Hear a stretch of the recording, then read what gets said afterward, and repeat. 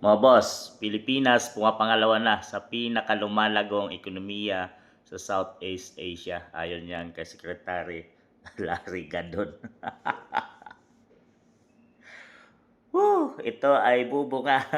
Ito ay binansagang mga bobo. Yan yung kanyang linyahan mga boss, no? At lagi niyang ginagamit yan. Lalo na noong election pa lang ng Uniteam. Eh, talagang ito ay diehard supporter ng mga Marcos mga boss mula pa noon sa Marcos Senior. So syempre hanggang ngayon kay PBBM.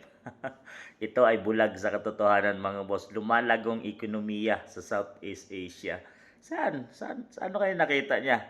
Paano kaya pumapangalawa ang ekonomiya ng bansa? Wala nga pumapasok na mga investment dahil sa takot ang mga investor dahil sa napapabalitang korupsyon na nangyari dito sa bansang Pilipinas. At kung lumalago ang ekonomiya, bakit gutom ang marami sa mga Pilipino ay walang mga trabaho at walang ginawa ang pamalaan ng mga bell projects mga boss, kundi ang nababalitaan lang natin ngayon na ginawa ng PBBM administration ay kasuhan ang mga Duterte.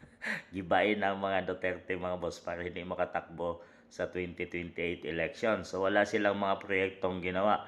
Ang mga sinasabing legacy project ni PBBM ay ginawa pa at inumpisahan mula noon kay dating Pangulong FPRRD under sa kanyang Bell Projects program at inutuloy lang ng PBBM administration. So wala siyang talagang inumpisahan na proyekto dito. 3 years na itong si PBBM ay wala pa siyang proyektong ginagawa. At paano magiging lumalago ang ekonomiya ng Pilipinas?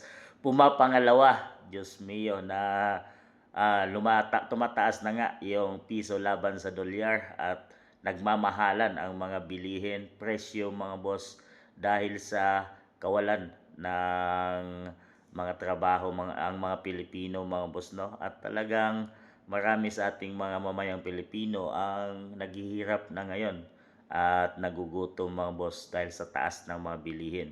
Presyo nga lang ng bigas hindi mapababa ni PBBM na kanyang number 1 na pinangako mula pa noong eleksyon.